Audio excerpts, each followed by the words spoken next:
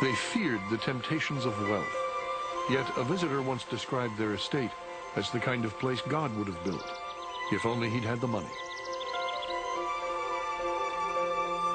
They amassed a fortune that outraged a democratic nation, then gave it away, reshaping America. They were the closest thing the country had to a royal family. But the Rockefellers shunned the public eye, retreating behind the walls of their palatial home at Pocantico, New York. My own personal experience as a child is of a place that on the one hand was something of an Eden. It was serene and beautiful. As we grew up, a number of us began to experience Pocantico also as something of a prison that cut us off from the larger world. The family found themselves haunted by the controversy surrounding John D. Rockefeller, king of Standard Oil. Vilified as a ruthless predator, as evil incarnate, he had created an industrial empire and a personal fortune on a scale the world had never known. The great drama for the Rockefellers is to deal with the wealth, to deal with it as a physical fact, to deal with this fortune as growing day by day in a way they can't control anymore. But also they have to deal with the fact of this money as a moral fact. How do you control it? How do you control yourself? In the drama of the Rockefellers, John D. Jr. was cast in an almost impossible role. He was the son of the most controversial businessman in America, who had to figure out, by sheer force of character, a way to change the image and the direction of this family without openly repudiating this father he loved. In his quest for redemption and respectability, John D. Jr. would push his family to the pinnacle of American power. One of his sons would reach for the highest prize, the presidency, and provoke a new generation's rage and hostility. There's a million questions that you're going to have to answer, Mr. Rockefeller. Because you and your brothers, you're the ones that are the problem in this country. For more than a century, the Rockefellers' wealth and influence have attracted both attention and suspicion, and threatened to tear the family apart.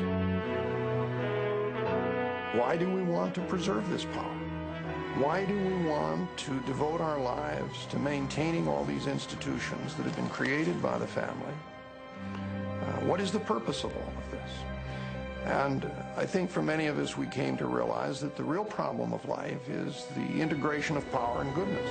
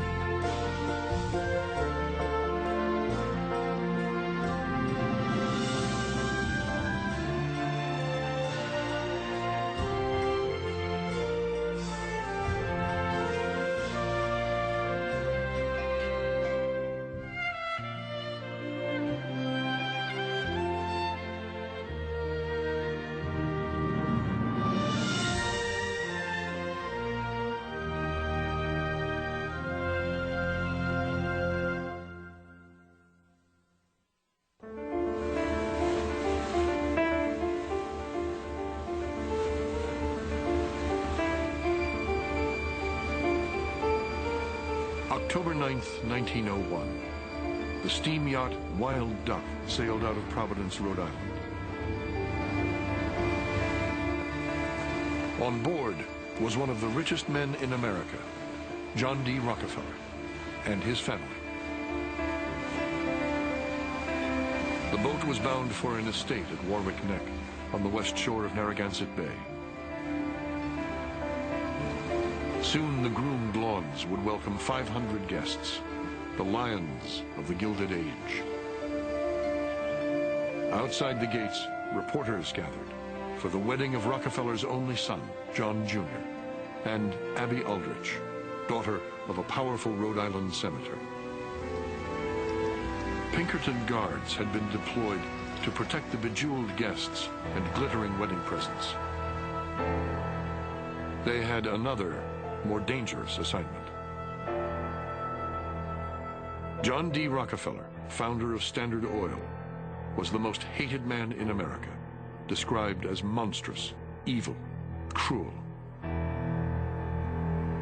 Rockefeller was hounded by reporters, stalked by strangers asking for money. He had taken to keeping a revolver by his bed.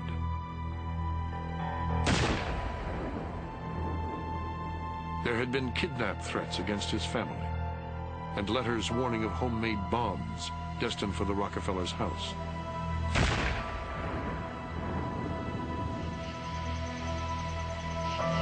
This was a family under siege.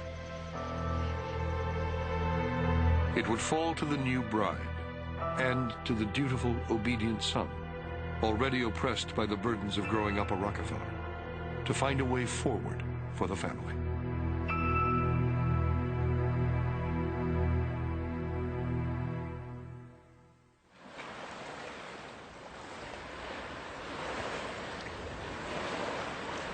Look down, Lord, look down, look down. This time I'm coming home. In the early 19th century, they called this part of upstate New York the burned-over district.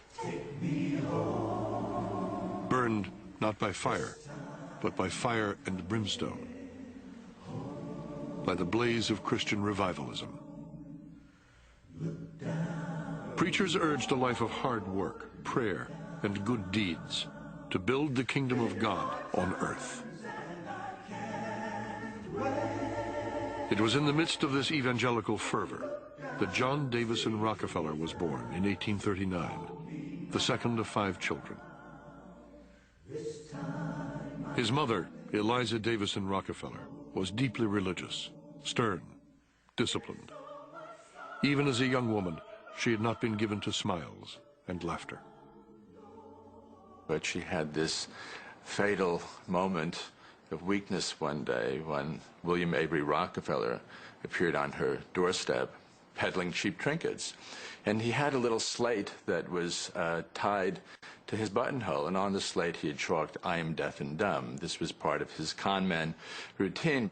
And Eliza, quite out of character, was immediately smitten by this charming rascal, and in fact proclaimed in his presence, "I'd marry him if he weren't deaf and dumb." He's a scoundrel. Apparently an enchanting scoundrel in person, and he certainly enchanted Eliza, and apparently enchanted a good many other women too, which is part of being a scoundrel. Unlike his devout wife, William Avery Rockefeller kept away from the church. He was a traveling man, a salesman who sold quack cures from a wagon out on the western frontier. People whispered about his footloose life. They called him Devil Bill. He would come and go as he pleased, never with advanced warning. He'd be away for months. There'd be credit at the store. One winter, he ran up a bill in one store of $1,000. In the 19th century, that's an enormous sum of money. But then he would come back, most frequently at night, so people would never know where he came from. And he would tell stories of his exploits that were never quite complete enough to pin him down as to what he had done or where he had done it. Devil Bill's laughter and music flooded the house. He would be fingering wads of cash, wearing fancy new clothes. He once appeared with a patchwork tablecloth made out of banknotes. "I had a peculiar training in my home," John D. observed of his childhood. "It seemed to be a business training from the beginning." Bill Rockefeller admitted to one of his neighbors, "I do business deals with my sons and I always try to cheat them. to make them sharp. Now, John D. did not always like those lessons in business, but he absorbed them. His father lent him money, always at the prevailing interest rate, then deliberately called in the loans without warning to make sure his son had kept reserves. With Devil Bill, John D. discovered the excitement of taking a big risk, the allure of cold cash. Eliza taught him the sober habits of her Christian faith: thrift, hard work, and perfect self-control. He was like a little adult. When he went to school, students talked about him being Mr. Serious. And although he had a wonderful sense of humor that was very sly, for the most part, he behaved very rigidly even, and liked things orderly the way his mother did. Things occurred according to schedules. And there was a reward for good behavior, and there was a sacrifice for bad behavior. In 1849, the world fell apart for the Rockefeller family. Bill was accused of the rape of a maid he had hired to work in the household. Rather than confront the charges, he fled, leaving the family alone to face the scandal. It was a moment of intense shame for 10-year-old John. And I think that it was in the face of the malicious tongues of village gossips that John D. Rockefeller developed this very wary, secretive, self-reliant nature, because people were always whispering about his father, and John D. himself would not have known the truth of his father, but I think that he felt that he would face down the village gossips by developing this very hard and stoic air.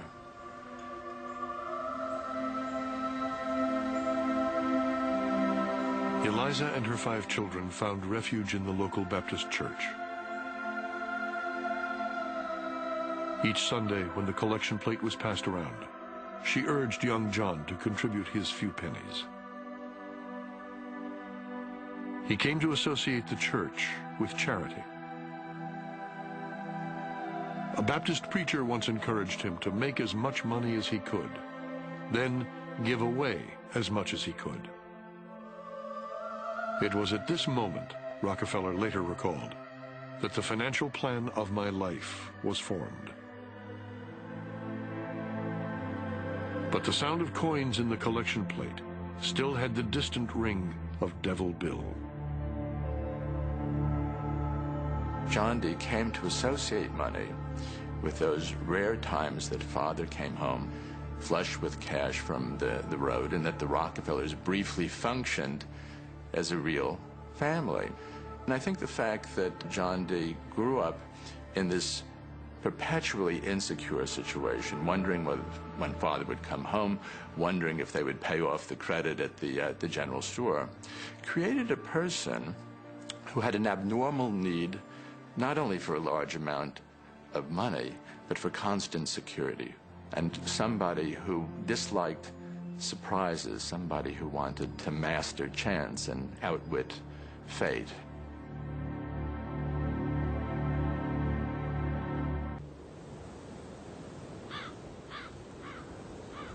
Fate delivered John D. one more bitter surprise.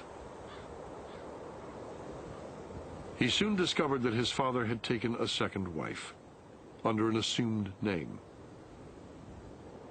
Shielding his mother from the shame, John kept the bigamy a secret.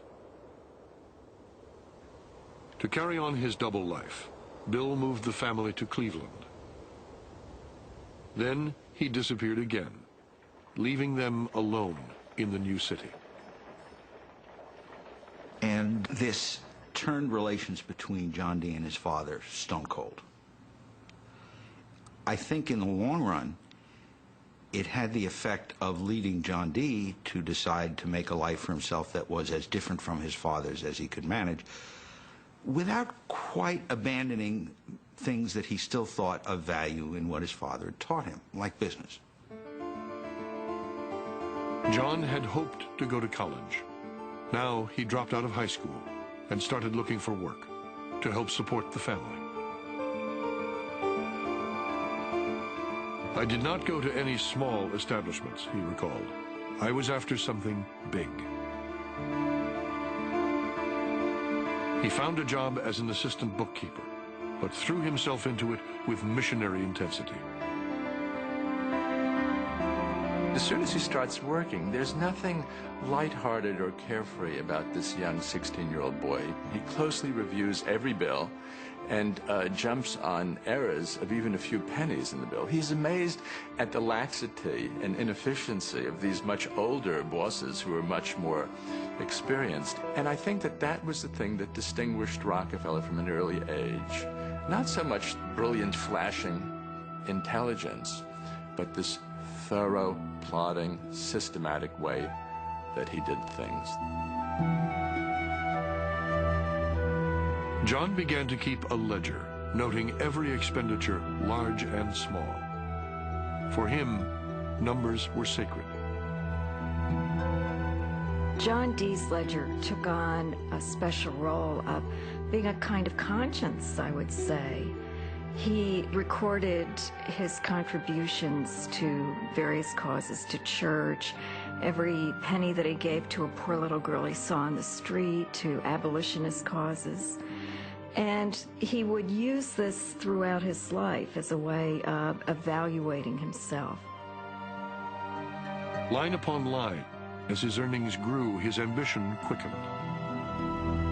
He borrowed $1,000 from Devil Bill, with interest, and plunged into the risky business of commodity trading, buying and selling meat and grain. He was just 18.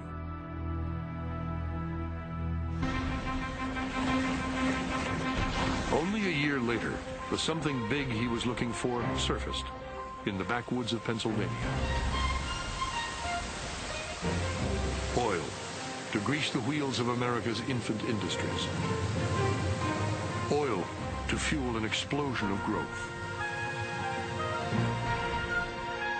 News of the discovery unleashed pandemonium as thousands of speculators descended upon the region. Overnight, wildcatters stripped away whole forests and put up thousands of rickety derricks, hoping to strike black gold. As the oil gushed skyward, fantastic stories appeared of instant fortunes. Among the Cleveland businessmen lured to was John D. Rockefeller. He was no wildcatter. He saw that drilling for oil was a very risky business. Refining, not drilling, he decided, was where the steady money was to be made. Soon, a new rail line linked Cleveland with the oil region. Rockefeller built his refinery right beside it. It was one of the first in the city to produce kerosene, a new fuel for lamps that was cheap and clean. The poor man's light, as John D. called it, would bring a brilliant glow into American homes. The soaring demand for it, he was convinced, would make him rich. I shall never forget how hungry I was in those days, he later wrote. I ran up and down the tops of freight cars. I hurried up the boys. Obsessed with the business of oil, he mastered every detail, developed new products to sell. By age 25, his refinery was one of the largest in the world. He really mortgaged his life up to the hilt. He borrowed tens of thousands of dollars, which is the equivalent, of course, of millions today. He had the strength of this vision that this was where his destiny was, and this is where the destiny of this country was. The country was going to kind of ride to greatness on this tidal wave of oil. And he constantly felt that he would inevitably triumph in some fundamental way. He honestly believed that he had a calling to make money.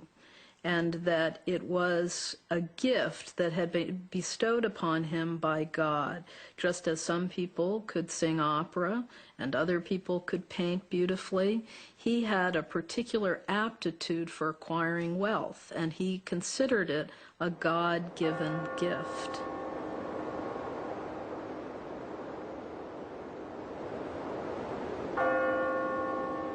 John Dee tended his faith as carefully as his business. As a lowly clerk, he paid for a slave's freedom and gave to a Catholic orphanage. As he grew rich, his donations grew more generous, especially for his church in Cleveland. He falls in love with this church. He sweeps the chapel. He rings the bell. He lights the candles. He teaches in the Sunday school. He seems to find in the church a refuge from the sort of sin that he has encountered with his father. Soon, John was drawn to a young woman as devout and determined as he was. Laura Spellman was an 1840s, 1850s feminist. She was the valedictorian of her high school graduating class, the same class that John Dee was in, and the title of her address was "I Can Paddle My Own Canoe," and it was a plea for women's suffrage in 1855. When John courted her, it was very different from the other young men of her set who were also after her, who would see her at balls and parties. He'd come to her house, and they might play a little piano together, but then they would often sit down with his ledger books and go over them together. And she apparently found them just as interesting as he did. On September 8, 1864, John and Laura were married in a small private ceremony. My great-grandmother was a figure who perhaps had a bit of hell and brimstone in her philosophy, who basically believed through deeds you go to heaven, and therefore you could very likely go to hell if you weren't properly motivated and properly achieving. Like his devout mother, Laura strengthened John's sense that he was doing God's work, not only in church, but also in business. Rockefeller's future, however, was harnessed to an industry in trouble. So many wells were flowing, he lamented, that the price of oil kept falling, yet they went right on drilling. He saw an industry plagued by overproduction, and his own success threatened by what he described as ruinous, cutthroat competition. John Dee was shrewd enough and he was analytical enough that he realized that in order to figure out a way to save his own firm and his own newly won fortune, that he had to figure out a solution for the entire industry. It was at that point that John Dee began to conceive of the oil industry as one big interrelated mechanism. And you couldn't just change one component. You had to control the entire machine. In a move that would transform the American economy, Rockefeller set out to replace a world of independent oil men with a giant company controlled by him. In 1870, begging bankers for more loans, he formed Standard Oil of Ohio. The next year, he quietly put what he called Our Plan, his campaign to dominate the volatile oil industry, into devastating effect. Rockefeller knew that the refiner with the lowest transportation cost could bring rivals to their knees. He entered into a secret alliance with the railroads called the South Improvement Company. In exchange for large, regular shipments, Rockefeller and his allies secured transport rates far lower than those of their bewildered competitors. Ida Tarbell, the daughter of an oil man, later remembered how men like her father struggled to make sense of events. An uneasy rumor began running up and down the oil regions, she wrote. freight rates were going up. Moreover, all members of the South Improvement Company, a company unheard of until now, were exempt. Nobody waited to find out his neighbor's opinion. On every lip, there was but one word, and that was conspiracy. What it really represented was the face of monopoly. It immediately became clear that the entire nature of the enterprise was going to change in ways that spelled their doom. And so there was a shock of recognition that they were going to be left behind and that a whole world that had been opened up to them was soon to close. The image that was always used was that of the anaconda, the squeezing python-like grips of this economic snake that was just taking individual entrepreneurs and just putting them out of business and reducing them to kind of economic strait where they had no alternative but to sell out to the principals in this conspiracy. It was a conspiracy, really. It was one of the first great economic conspiracies in this country. In an effort to thwart the scheme, many independents refused to sell crude oil to Rockefeller and his associates. Undaunted, Rockefeller used the threat of the South Improvement Company to intimidate his rival refiners in Cleveland. His brother and business partner William characterized the plan as war or peace, sell out to Standard Oil or suffer the consequences. At first, they approached their targets with deference and flattery. Rockefeller himself used his own considerable talent for persuasion, presenting Standard Oil as a brotherhood based on cooperation. He had this missionary faith that he was destined to guide this industry. And when he took over his rivals, he not only wanted their plans, he often wanted the managers. So it was not in his interest to alienate them. He much preferred convincing people to sell to him voluntarily rather than trying to squeeze them through paratactics. Although if necessary, he would resort to very rough methods in order to soften them up, or he used a phrase to give them a good sweating before he negotiated with them.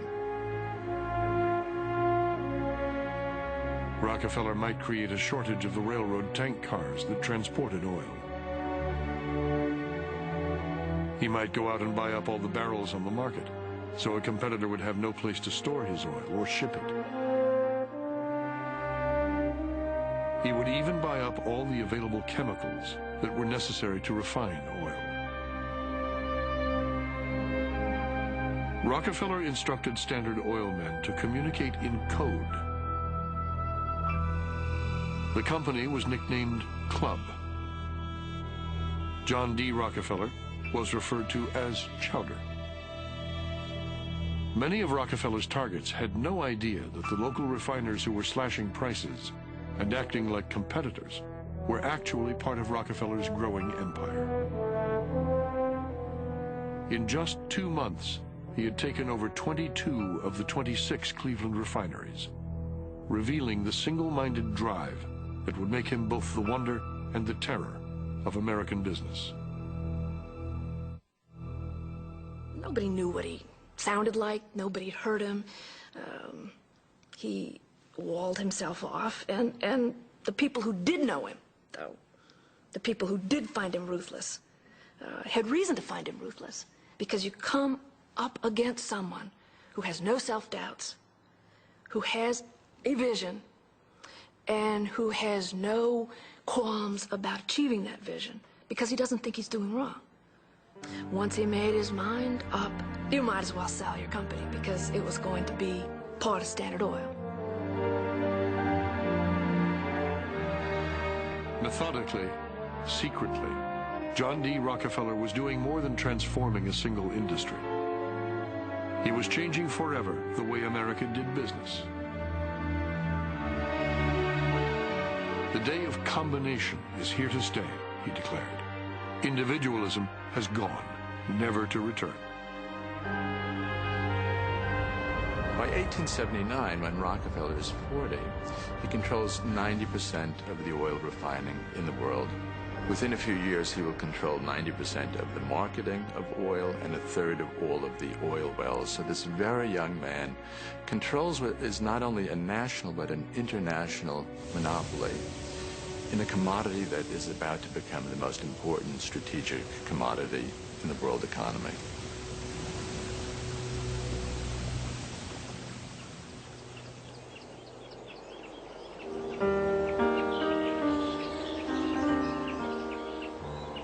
Rockefeller relished time spent with Laura.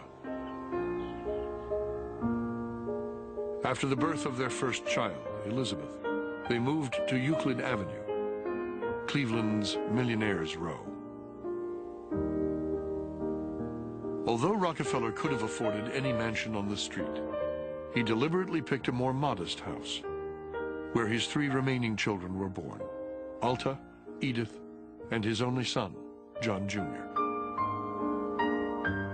Convinced that riches led to sin, Rockefeller, now one of America's richest men, faced a difficult task in raising his children. They seemed a bit afraid of this wealth, and they felt they should continue to live as they had in the past, with very simple wardrobe, children sharing toys, children earning allowances, that this was an important part of building character and continuing the virtuous life, that to in some way give in to too much luxury would lead one astray. Laura compelled young John to wear his sister's remade hand-me-downs until he was 8. She once proudly confided to a neighbor, "I am so glad my son has told me what he wants for Christmas, so now it can be denied him." After she was diagnosed with consumption, the Rockefellers began to spend more time at Forest Hill, their 79-acre estate outside of Cleveland. Despite its grand facade, he insisted the interior remain bare of all signs of luxury or pretension. Money, Junior recalled, was something there like air or food or any other element, yet it was never easily attainable. In the setting where all this frugality and restraint was practiced in the household, he was surrounded by hundreds of acres of gardens, lakes where they could ice skate, every outer manifestation of wealth. And then in the intimate family setting, he was being raised like a poor little kid. To earn pocket money, Junior mended doors, killed flies, and sharpened pencils, dutifully keeping track of every penny in a ledger, just like his father. He attended prayer meetings and recited temperance slogans without complaint.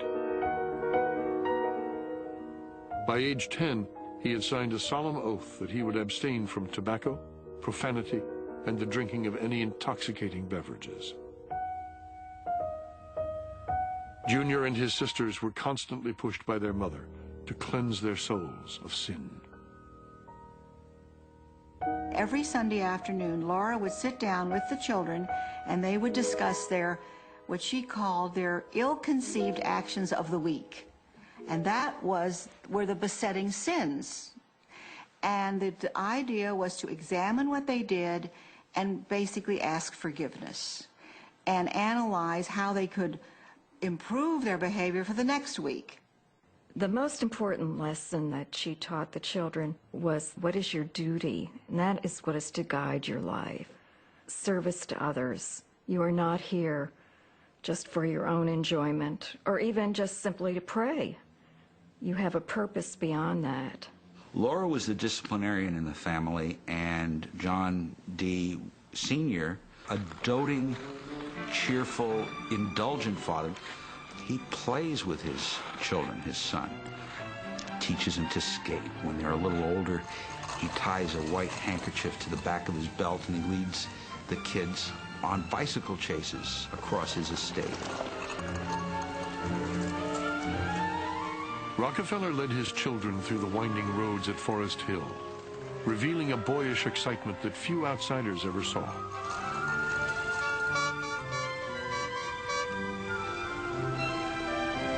He loved to play games, electrifying the children with daring feints, sudden thrusts, and unexpected wheeling turns, followed by whoops of delight when he won. Junior recalled, "Father never told us what not to do. He was one with us."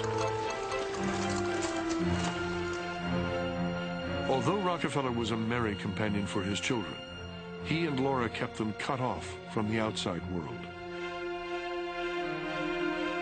"We went rarely, practically not at all, to neighbors' houses," John Jr. remembered. No childhood friends, no school friends.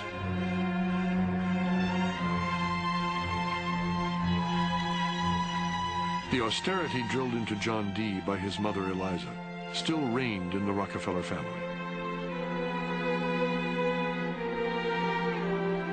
At age 76, immobilized by a stroke, she died, with her eldest son at her side. She never knew her husband had taken a second wife. Rockefeller expected his estranged father to attend the funeral. When Devil Bill failed to show, it was the last straw.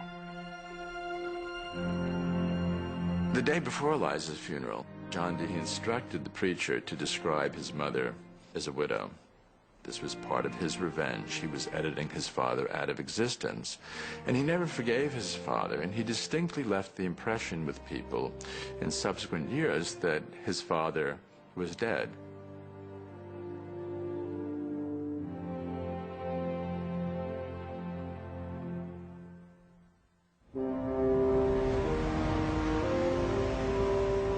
In 1883, Rockefeller moved his family to New York, the center of America's burgeoning industrial economy.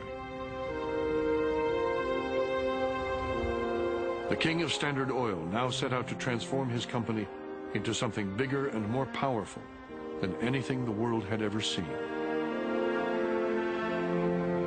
Rockefeller reigned over a patchwork of companies, cumbersome to manage. He was looking for a way to skirt a law that then prohibited combining the operations of businesses in different states. His solution was to have stockholders in 40 companies secretly trade in their shares for certificates in a Standard Oil trust. The trust became a corporation of corporations. Rockefeller had devised an ingenious legal shield. Behind it, he could command his vast business empire, smoothly and in complete secrecy.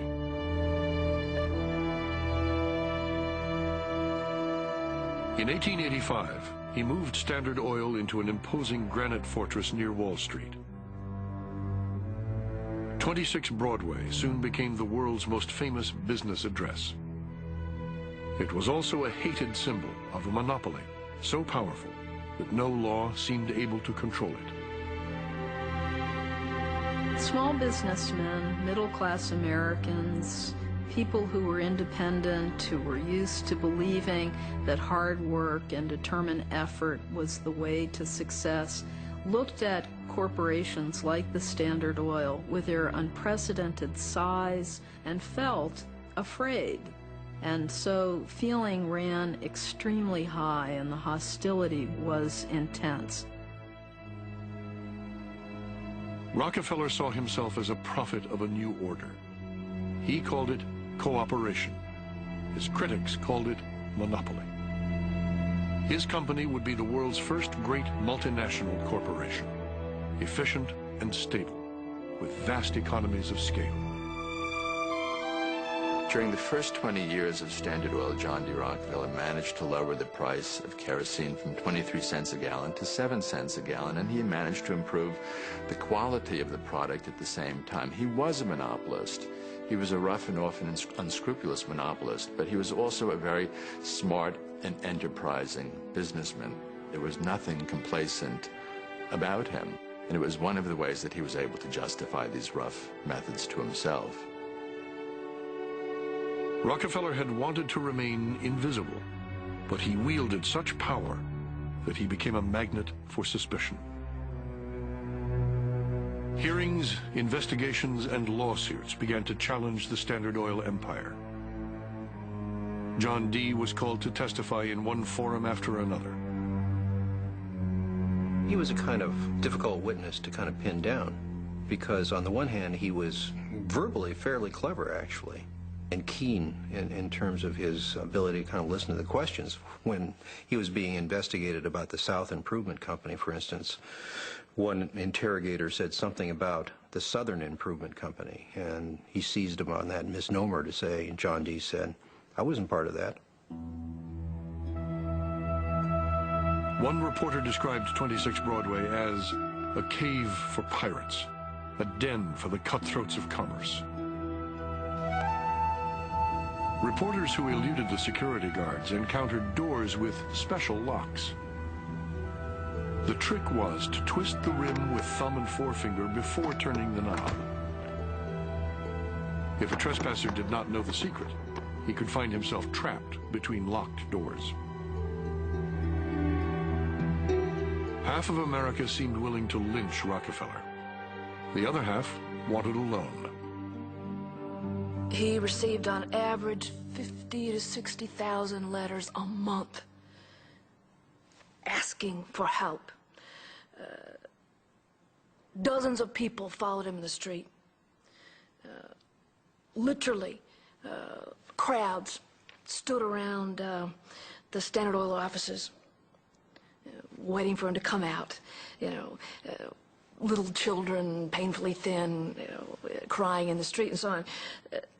Rockefeller felt overwhelmed. By 1889, John Dee pegged his fortune at more than $40 million. He had always been a generous man, but at the same time, loath to waste a penny. He hired Reverend Frederick Gates, a Baptist minister, to help him forge a new set of principles for philanthropy. Senior began very seriously to rethink not just the vehicles, but the purposes of charity. Charity as a way of remaking society and not ameliorating evil.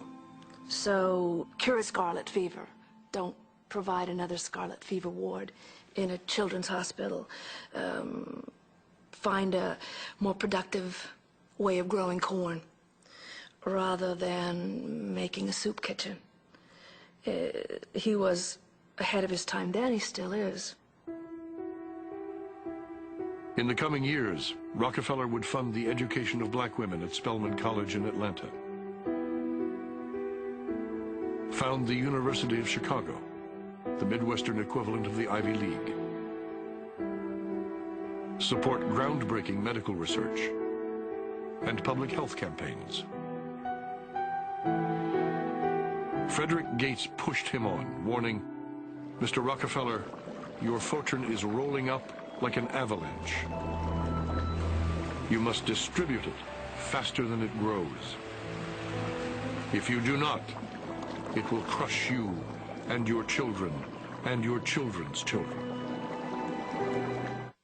Already strained by the demands of making money, Rockefeller now staggered under the new pressures of giving it away.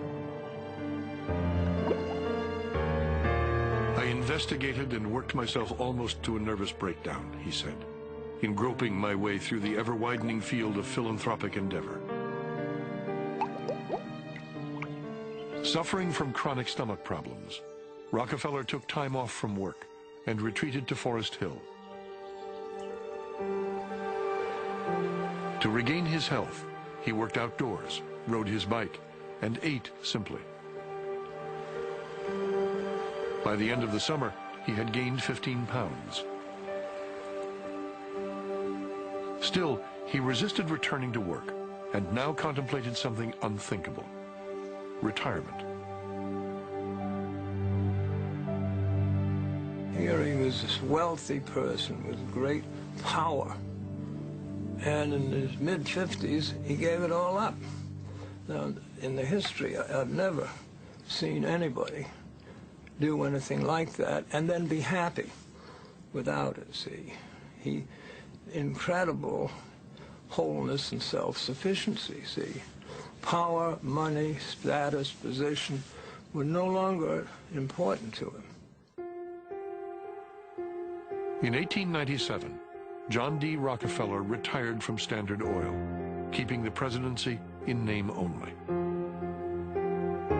No public announcement was made.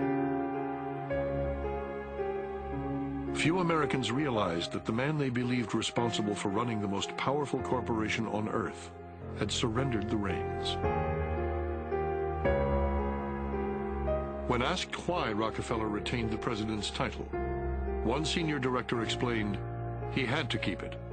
Cases against us were pending in the courts, and we told him that if any of us have to go to jail, he would have to go with us.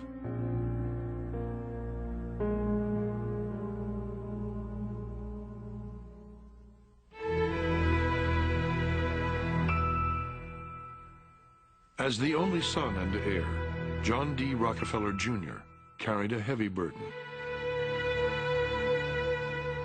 From an early age, he had been taught that the responsibilities of the family fortune and name would be his to bear. By age 18, he had suffered 2 nervous collapses. John D. Rockefeller Jr. has some really rather impossible tasks ahead of him, because by the time he comes of age, his father has been successful beyond anybody's wildest dreams, including his own, to the point where the son cannot possibly match the father. Moreover, he is certainly familiar with the proverb of those to whom much has been given, much shall be required. And by the time he comes into his own, he realizes he's been given more than anybody else. So, of course, from him shall be required more than anybody else.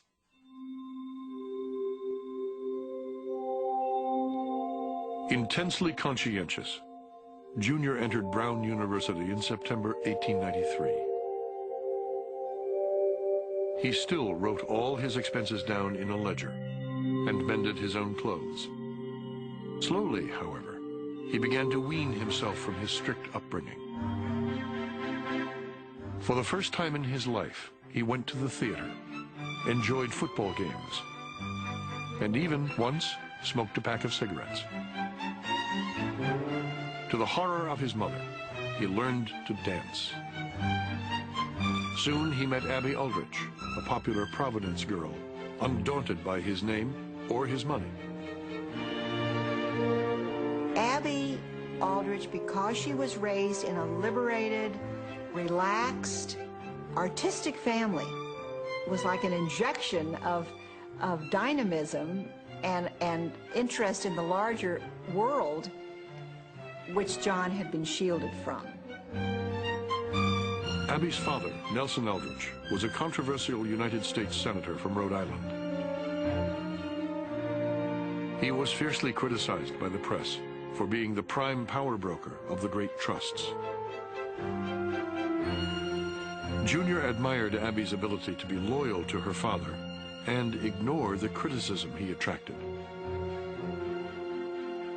As he approached graduation, he still worshipped his own father and was deeply wounded by relentless attacks in the press.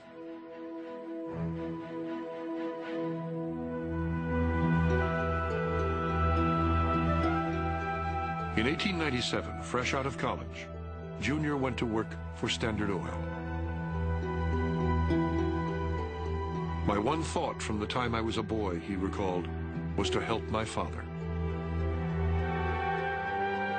When he got there, nobody bothered to tell him how he was expected to help. He was given a desk, he was given a salary, he was given some miscellaneous chores, but nobody told him what was expected of him. He had to find out for himself where his place in the world was. And perhaps that's what Senior had in mind. was letting him find his own way. But in this case, it made life more difficult for the son. Anxious to succeed at something, Junior tried investing. He trusted the advice of a shady Wall Street speculator. Suddenly, cautious Junior lost $1 million of his father's money. He went to see his father with what must have been a terrible churning sensation in his stomach. His father reacted very patiently. John D. Sr. asked him a lot of questions, and instead of in any way scolding or reprimanding him, at the end says, "All right, John, I'll take care of it." He saw that his son was flagellating himself about this incident and that there was no need punishing a son who was so clearly punishing himself. Fearing the family's vast fortune would overwhelm his son, Senior begged Junior to relax. Laura, however, pushed him forward. "You are the son of the King of Kings," she reminded him, "and so you can never do what will dishonor your father or be disloyal to the king." Junior anguished over whether to marry Abby, and for 4 years prayed every day for divine guidance. Gently, his mother ended his agony, saying, "Of course you love Miss Aldrich. Why don't you go at once and tell her so?" That fall, the freewheeling Senator Aldrich invited guests to an extravagant wedding. In private yachts, the elite of Gilded Age society descended on his Rhode Island estate. Many in the press saw this union of money and political power in dark terms. One reporter warned, "The chief exploiter of the American people is now closely allied by marriage with the chief schemer." For the austere, controlled Rockefellers, Junior's new wife would be a liberating influence. When they're first married and Junior says, "Well, you'll have to keep a ledger," she just says, "No, I won't." And when he gives her $1,000 as a wedding present, a rather interesting act in itself, she gives it to the YWCA in Providence. So immediately you see she's going to assert herself. Abby joined the Rockefellers as they were about to enter the most painful moment in their history. Her husband would soon find himself in the harsh light of public scrutiny, alongside his father.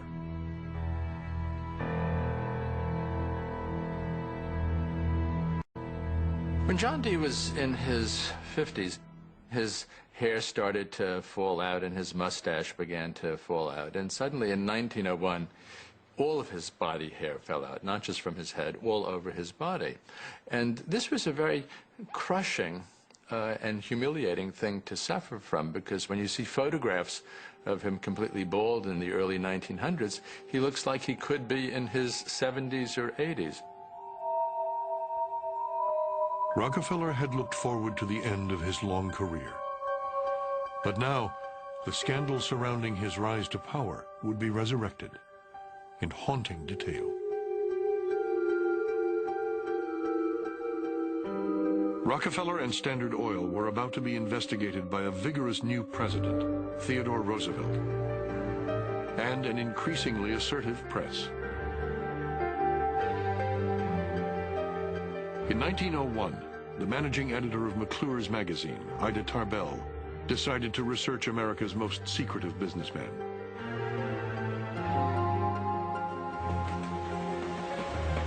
She began her investigation with an emotional journey back to Pennsylvania, where oil men like her father and brother had fought Standard Oil. Here she talked with legions of Rockefeller enemies. "The task confronting me is a monstrous one," she wrote. "I dream of the octopus day and night and can think of nothing else." When Ida Tarbell started writing the series, Rockefeller didn't realize how powerful the press had become in an age when Joseph Pulitzer and William Randolph Hearst had mass newspaper chains. Didn't realize the new sophistication of muckrakers like Ida Tarbell, who were capable of taking a very complex subject, slicing it open, and really dissecting a person's life or an institution. In 1902, Tarbell's revelations gripped the nation. She brought to life a drama in which independent oil men were crushed by the mighty Standard Oil. She documented the monopoly's collusion with the railroads, the kickbacks and shady dealings. She exposed the sweatings and crushings, the spies and codes, the secret ownership of supposed rivals. There was not a lazy bone in the organization, not an incompetent hand or stupid head, she wrote. But they had never played fair, and that ruined their greatness for me. Because the series was such a great success and the circulation of McClure's kept jumping up, they allowed the series to run to 19 installments. And what happened with each installment was not only did the audience grow larger, and Teddy Roosevelt was avidly reading it and writing fan letters to Ida Tarbell, a lot of news sources were coming out of the woodwork as it went on, and so that there was a tremendous crescendo, and the public kept getting angrier and angrier at Rockefeller. President Theodore Roosevelt denounced him as a lawbreaker. Novelist Leo Tolstoy cried out that no honest man should work with him. Rockefeller was called a pirate, a buccaneer, a robber baron. He received torrents of abusive mail, even death threats. Still, he refused to answer any of the charges leveled against him. From his mother's silence in the face of family scandal, he had learned, as he put it, to let the world wag. I think if he had responded early to the Tarbell series, the wave of press and political denunciation might have subsided a bit. But Senior knew that he could respond to some things in the series and say that's just not true. But he also knew that there were plenty of other things that were true. About the rebates, about the bribing, and so on. So I think he probably, in the end, knew that he had no choice.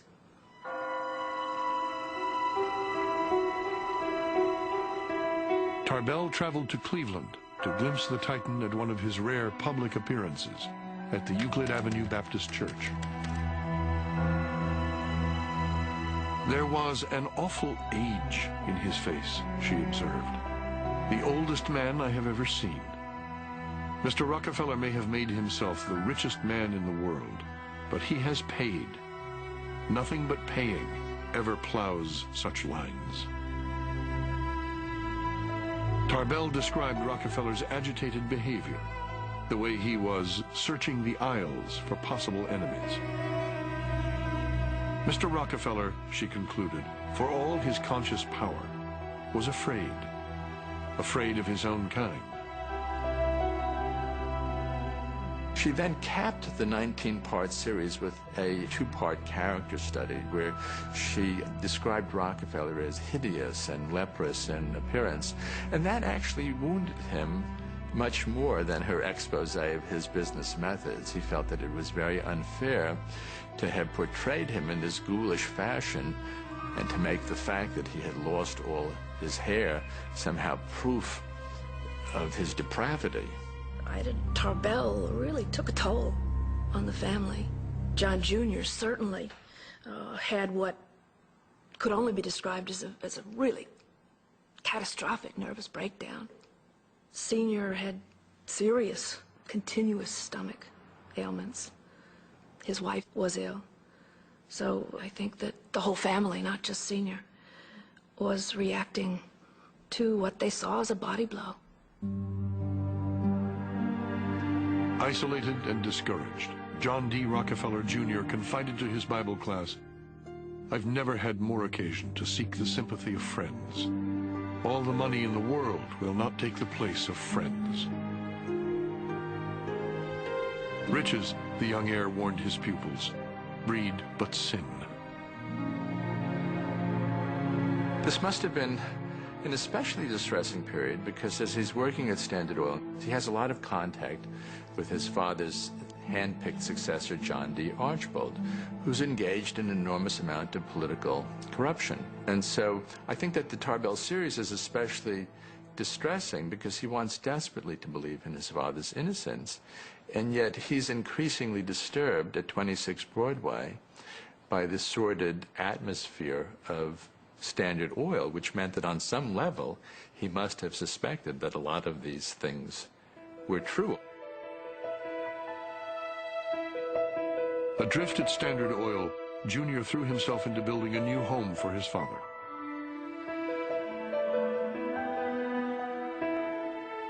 Located at Pocantico Hills, 30 miles north of New York City, the site was called Kijket, Dutch for lookout. It had a panoramic view of the Hudson River. Soon it became a haven for the family. Outside its walls, reporters gathered, demanding answers.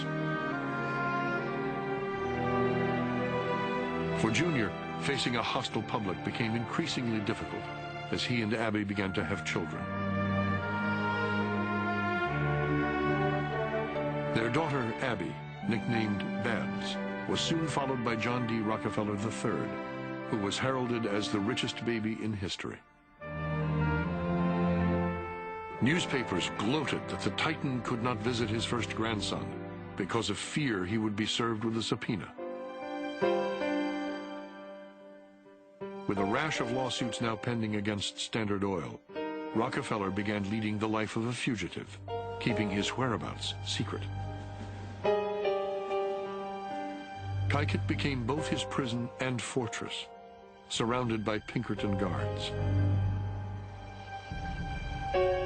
As the Tarbell series drew to its close, the federal government announced sweeping antitrust indictments against Standard Oil.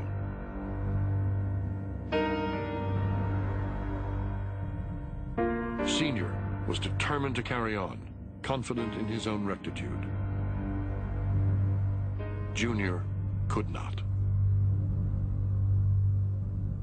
Here was the son of the most controversial businessman in America, who had to figure out, by sheer force of character, a way to change the image and the direction of this family without openly repudiating this father he loved. He had to be both loyal to his father and loyal to his principles at the same time, even though his principles often differed from those of his father. In 1910, John D. Rockefeller Jr. decided to retire from the Standard Oil Trust and devote himself exclusively to helping his father give away the family fortune. With Junior at his side, Senior launched the Rockefeller Foundation, endowed with $100 million. Its ambitious goal was to promote the well-being of mankind throughout the world. Other people may have had trouble reconciling Senior as the greatest philanthropist of his age. I think what's important to note is that Senior never had a moment's worry. The notion that he gave away hundreds of millions of dollars to assuage guilt is nonsense. The notion that Junior became a great philanthropist because of worry and guilt, not so easy to call. Junior was a man plagued by self-doubt.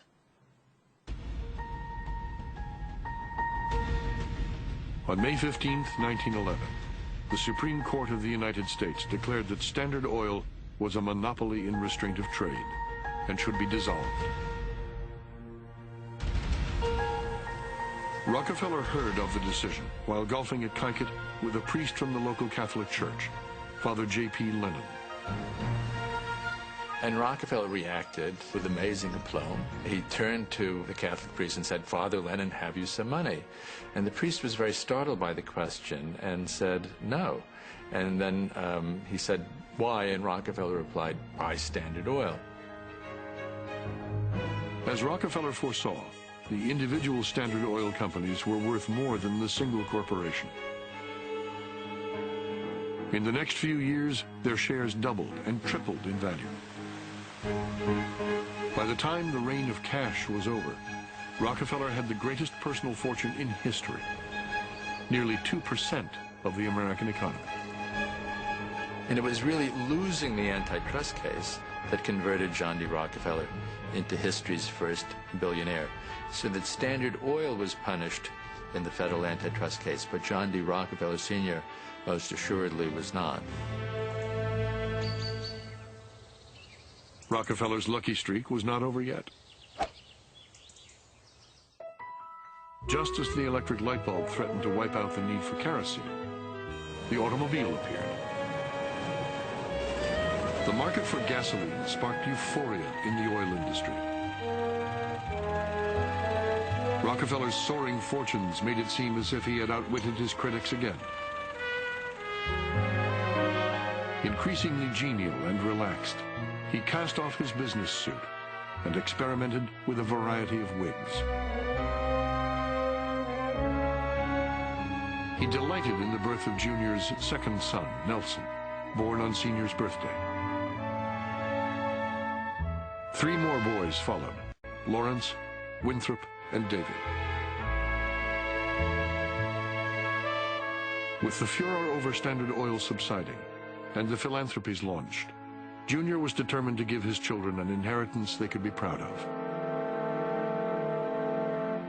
But his hopes of redeeming the family name were about to be shattered.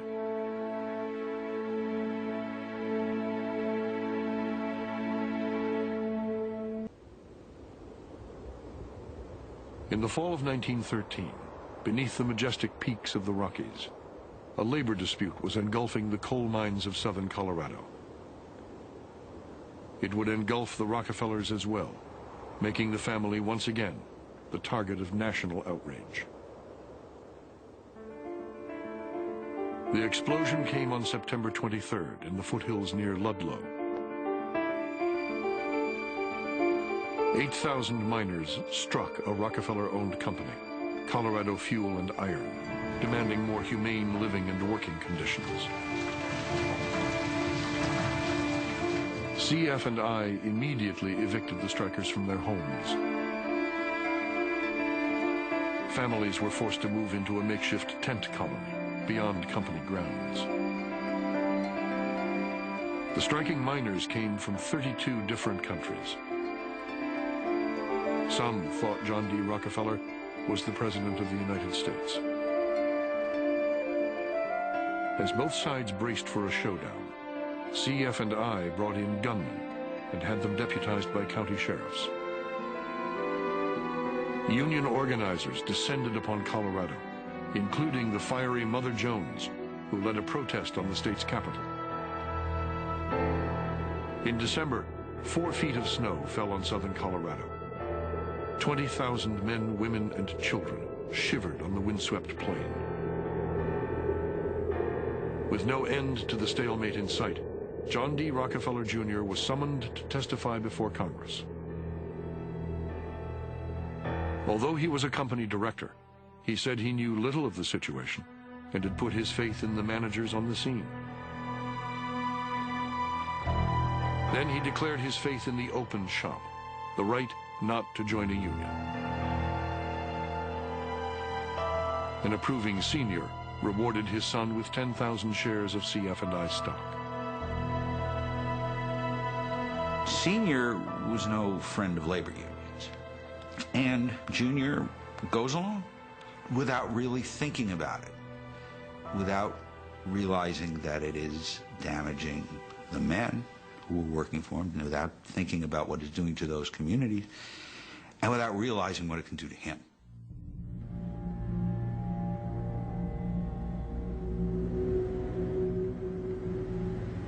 On the morning of April 20th, 2 weeks after Junior's testimony, a company of 35 National Guardsmen stationed themselves on a hill overlooking the tent colony in Ludlow.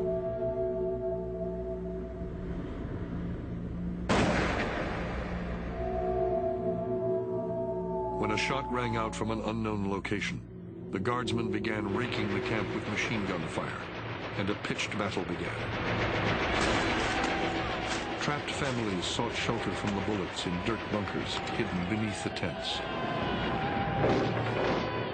The cries of frightened children pierced the din of battle. At dusk, when the southbound local rumbled into Ludlow, families who had been trapped in terror seized the opportunity to escape behind the barrier of 36 freight cars. As the train pulled away, the brakeman reported seeing the tent colony engulfed by flames, lit, he claimed, by the torch of a soldier.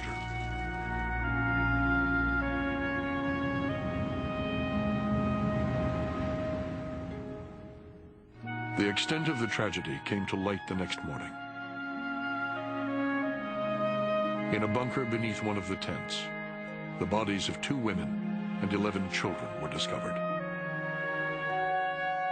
The New York Times reported they had suffocated like trapped rats, more terrified by the bullets which whistled above their heads than the flames. Accounts differed, but the massacre had claimed at least 24 lives. Scores more were injured and burned. To many, there was no doubt who bore responsibility. For the first time, the full weight of public opinion descended directly upon Junior's shoulders.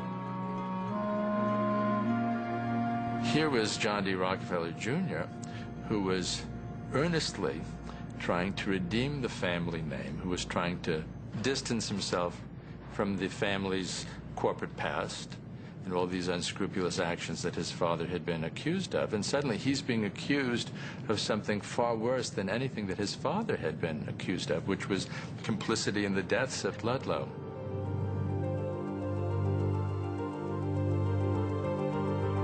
Angry pickets marched in front of Junior's home and his office at 26 Broadway.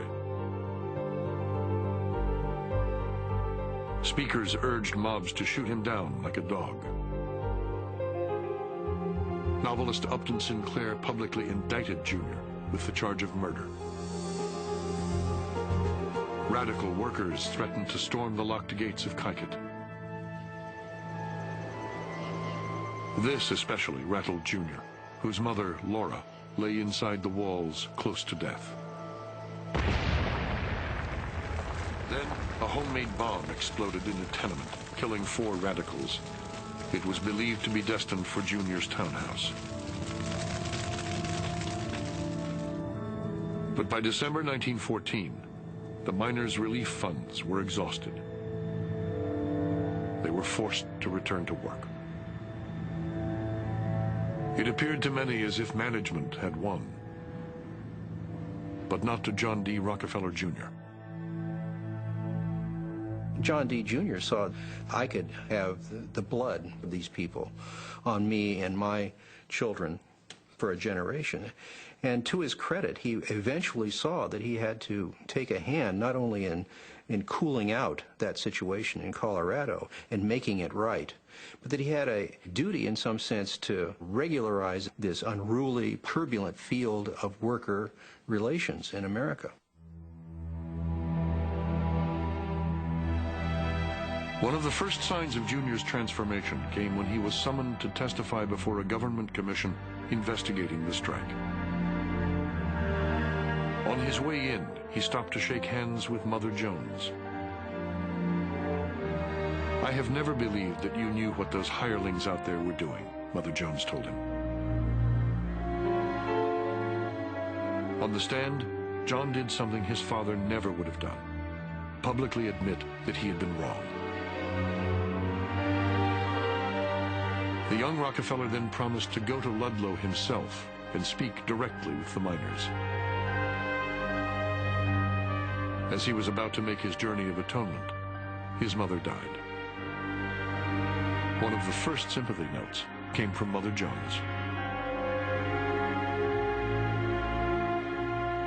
In September 1915, Junior arrived in Ludlow. He refused to carry a weapon or have bodyguards.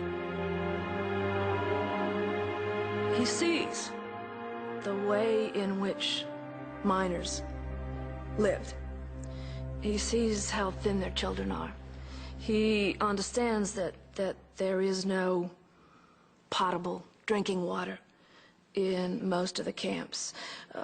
He, in fact, for someone with a reputation for immense rectitude and shyness, comes out of himself.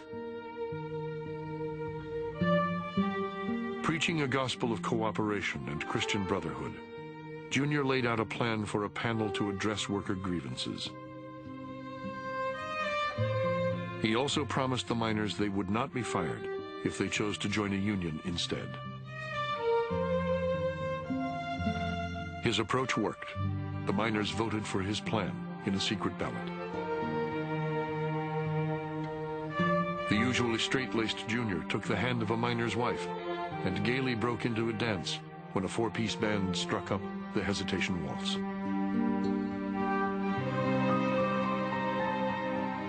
John's rearing as this child who had to eat plain food and wear plain clothes and be a plain little kid, he knew how to conduct himself with miners and families who were living in tents and who were living in great deprivation. He ate the food they had. He sopped up the gravy with his bread.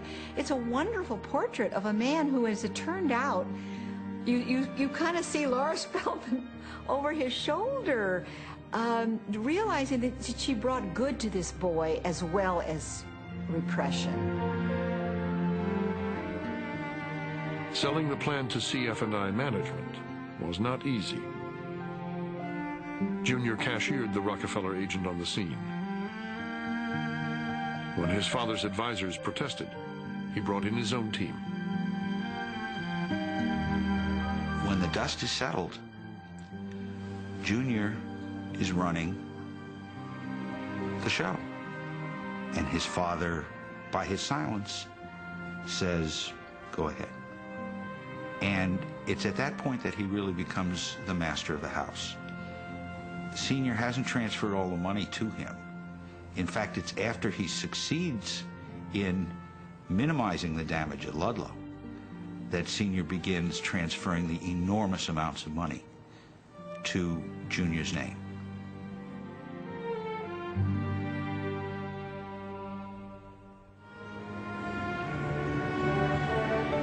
As a boy, Junior had learned the biblical saying that it is easier for a camel to pass through the eye of a needle than for a rich man to enter the kingdom of heaven. He was deeply troubled by the image of his father as a robber baron.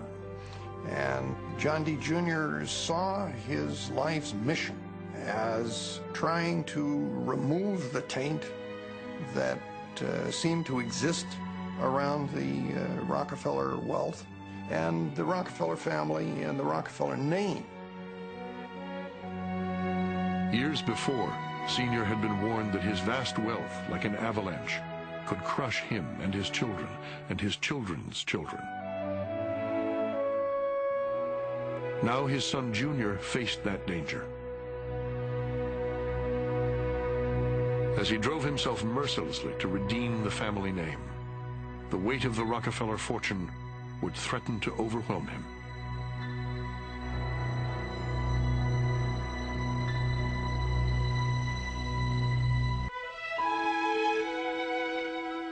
Lakewood, New Jersey, July 10th, 1918.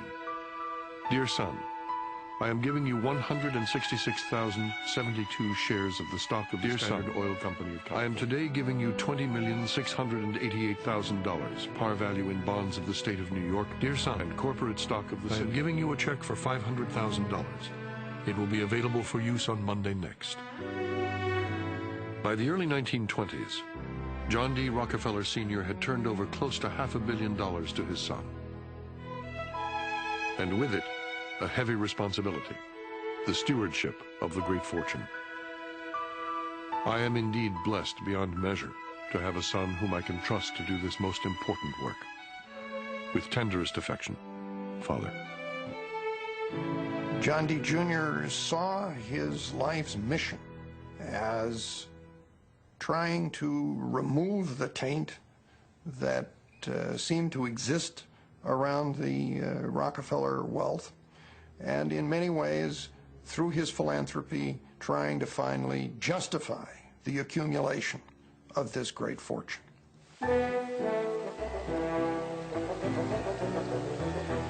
Whether restoring the Palace of Versailles, saving the giant redwoods in California, or founding a medical college in China, Jr. was consumed by his work. Asked by a reporter where her husband was, Abby Rockefeller replied, "I don't know where John is anymore. I'm sure he's out somewhere saving the world." He can invest in a profound way with this money, and he can, in some sense, be a titan in the same way that his father was. He invested in every avenue: medicine, science, education, the arts, foreign policy. The pressure proved too much for Jr. Very often, he would come home at the end of the day with a throbbing migraine headache, and he would lie down in the bedroom with a compress on his forehead. He was really putting himself on the line in a courageous and personal fashion. His headaches became so incapacitating that he was forced to take a rest cure at Dr. Kellogg's Battle Creek Sanitarium in Michigan, where he was diagnosed with overexertion.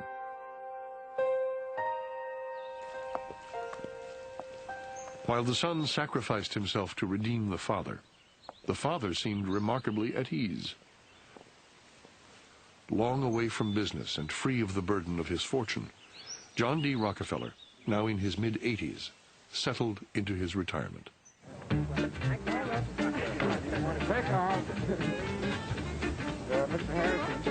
In his old age, Sr. showed the world a side of himself only those who knew him best had ever glimpsed, as the former recluse played up to the movie cameras.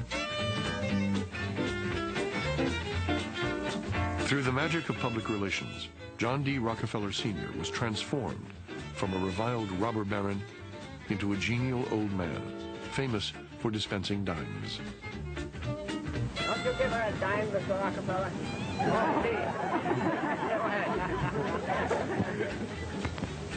Thank you, sir. Every day he appeared at the golf course at 12:12 to indulge in his favorite pastime.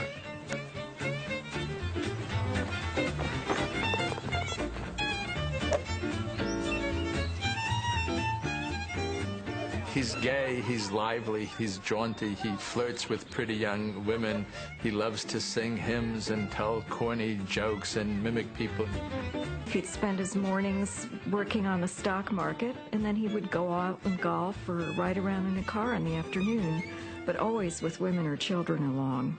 Everybody notices that he's fascinated with women. If he meets a group of pretty young women, he will invite them to play golf or come to lunch.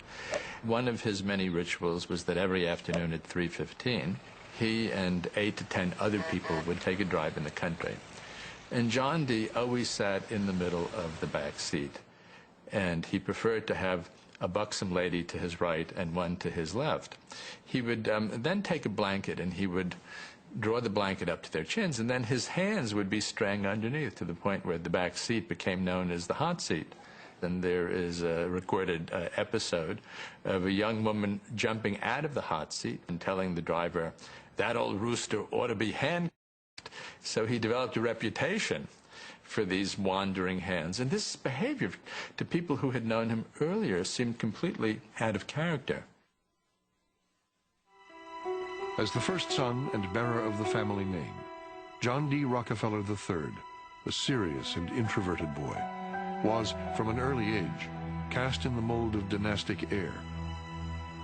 His grandfather would write him at his birthday and Christmas time and say things like, I look forward to when you can join your father in helping to carry the heavy burden and so on. So John grew up thinking that he had a very specific role that had been delimited for him.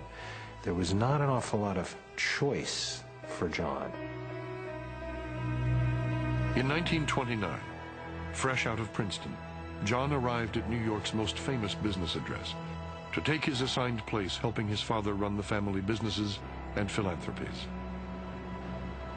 The debut of the world's richest heir attracted so much attention that Junior decided to hold a press conference. John comes in shy, reserved, uncertain. He's never done this kind of thing before, and is questioned by all of the assembled New York City press corps. They were all barking questions at him and attempting to get underneath, and John progressively withdrew as the press conference went on. One of the reporters wrote about him sort of crossing his legs and trying to twist himself into a pretzel. He was tremendously uncomfortable with the attention, and I think began to view his role as, this is very serious, I'm burdened, I'm afraid of making a mistake. And I think it was a very, very difficult moment in his life. At the end of the painful ordeal, John wrote in his diary, "Must get out of the papers for a long time now."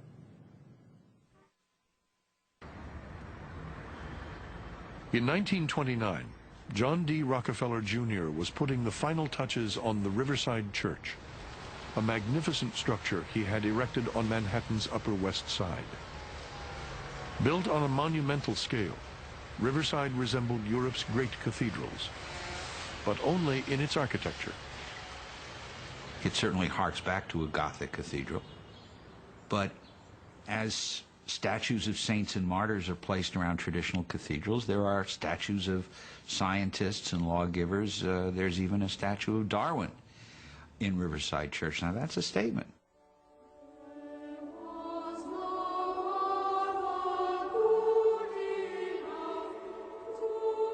While he remained committed to the Christian faith of his mother and grandmother, Junior had come to believe that scientific progress was an expression of God's will and the means to create God's kingdom on earth.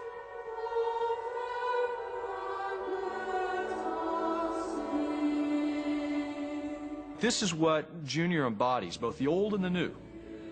The old revivalist impulse to reform the world, and the new measures that are coming out of science and business.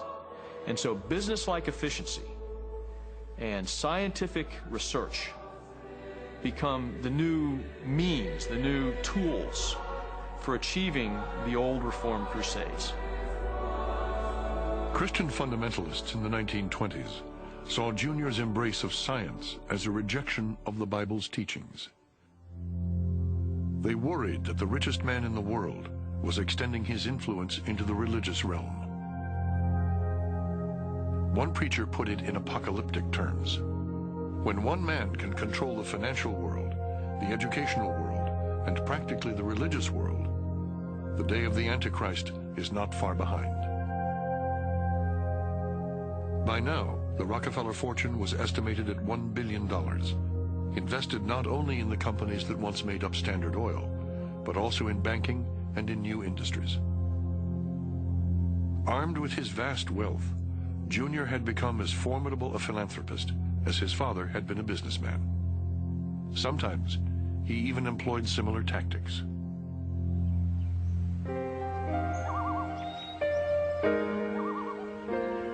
Father had this great love and joy in opening up wherever he was, whether it was Maine or Tarrytown or Wyoming, the beauty of nature so people could share.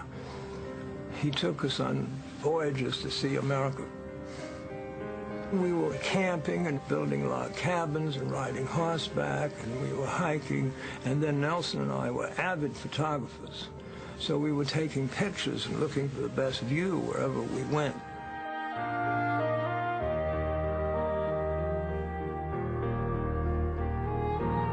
During a family trip to Wyoming, Junior was awed by the majestic Teton Mountains. Their beauty, he said, surpassed anything he had ever beheld. What he saw below, in the town of Jackson Hole, dismayed him. He saw the honky-tonks and newsstands and so on that were being put in the view of the beautiful Teton Mountains, and that persuaded him to buy the land and give that to what is now a part of Grand Teton National Park.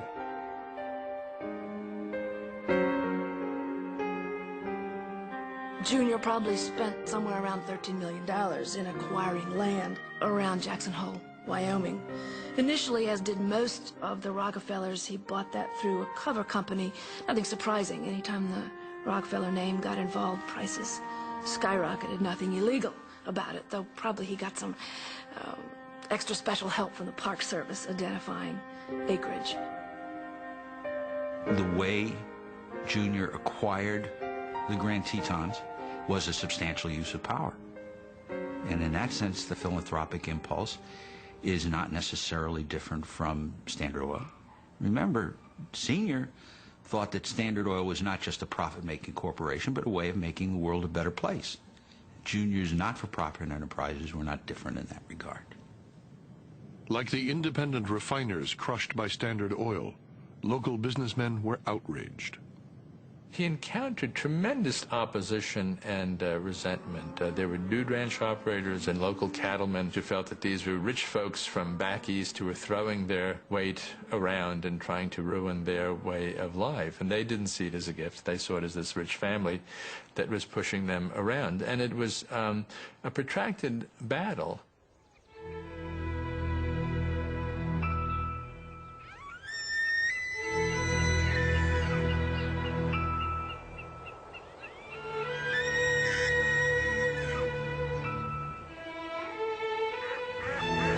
Park is beautiful, but it was developed in the way it was because Junior thought that's the way it ought to be, and he had the money and the contacts to make it happen.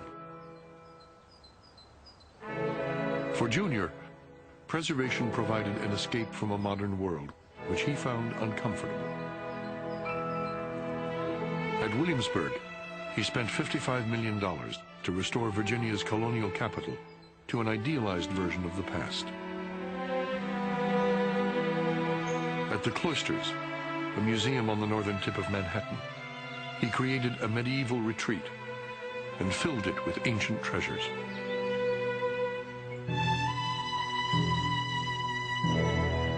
Junior's interest in art went backwards. He was interested in older art, historical art, and certainly that is what the Cloisters displays beautifully. But while Junior sought peace in the old, his wife, Abby, found excitement in the new. She was attracted by the unusual, adventurous, inner-directed art. She liked experimentation. She was open to new ideas. And also, she wanted to understand the art that her children would grow up to understand. In other words, she wanted to be a modern. Mother liked beauty wherever she found it, and she found it in many different places, both in nature and in contemporary art, and that's where they pretty much parted company. In 1939, after 10 years in a temporary home, the Museum of Modern Art, MoMA, opened its doors. Just off Fifth Avenue, on a site long occupied by the old-fashioned town dwellings of the Rockefeller family, stands the spanking new home of a nationally important institution. Junior not only donated over $6 million, but had the Rockefeller home torn down to make room for the museum. In exchange, he extracted a promise. Abby made a bargain with Junior that they sell their property on 54th Street and move to an apartment. And he agreed to do it, provided she agreed to cut back most of her activities at MoMA. He was concerned about her health then, which was beginning to fail, and so she used that as a bargaining chip. For the Rockefellers, the Museum of Modern Art would always be known as Mother's Museum.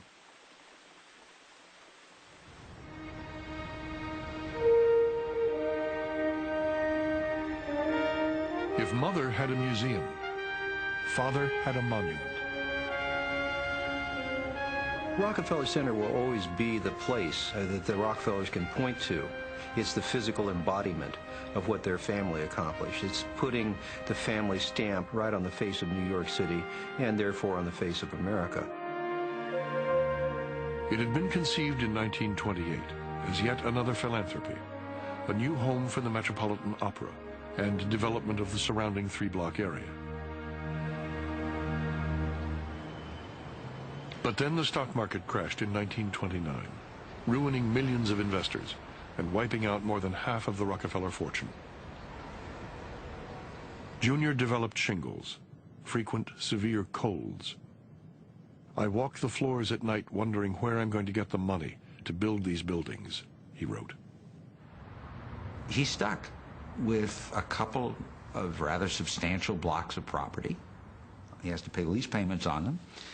He has to pay property taxes on them. And this is the absolute rock bottom of the country's economic history.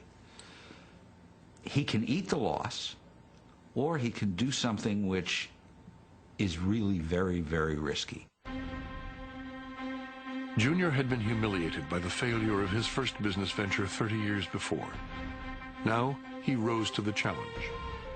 He put up nearly 1/3 of his diminished fortune and gambled on the massive project.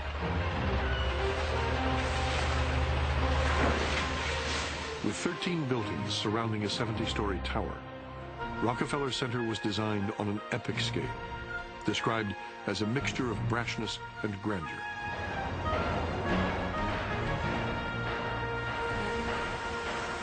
Employing 75,000 workers, it was the only major construction project in New York City in the grim days of the Great Depression. And this is an act of faith in America, and I think Americans were fascinated by the size, the magnitude, and the fact that this man, this family, believed that there was a future for the country, and this great monument was in effect built for that. In what would become a yearly tradition, grateful workers lit the first Christmas tree at Rockefeller Center in 1933. Passing by, passing by. In his vigorous old age, John D. Rockefeller spoke often of reaching 100 years.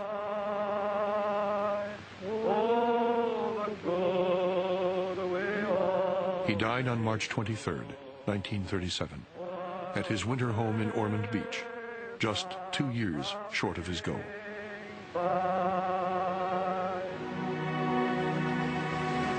To the end of his days, the king of Standard Oil, long vilified as monstrous, evil, cruel, believed that he was at peace with God. I've carried this verse in my purse for so long I can't remember. It's a quote from my grandfather. I was early taught to work as well as play. My life has been one long, happy holiday. Full of work and full of play, I dropped the worry on the way, and God was good to me every day. The funeral was held at Kykuit, the symbolic seat of the Rockefeller family, and now Junior's home. All over the world, in every office, company, and refinery of the former Standard Oil empire, work ceased for 5 minutes. Rockefeller Center, a city within a city, reaches completion after 8 years of construction. Planned in boom times and built during the Depression, the center juts into the sky above the... In 1939, as he put the last rivet in Rockefeller Center, John D. Rockefeller Jr., now 65, could look back on a life of achievement. No man in America lived up to his ideals more than John D. Rockefeller Jr., said Ida Tarbell. the journalist whose expose of Standard Oil had so tarnished the family name. I know of no father that has given better guidance to his son than has John D. Rockefeller.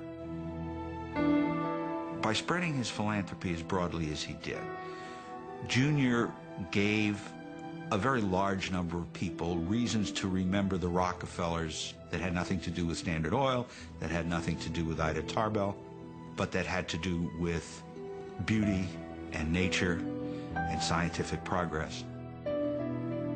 He succeeded to such an extent that by the time his own children reached adulthood in the 1930s, it was probably very difficult for them to imagine the firestorm of controversy that had surrounded the Rockefeller name only 30 years before. John D. Jr. has created this remarkable family, these 5 boisterous boys, and all of them with great promise, but there is a kind of peril, and he sees it early on, and that is that they can undo with careless gestures the work it has taken him 30 or 40 years to complete.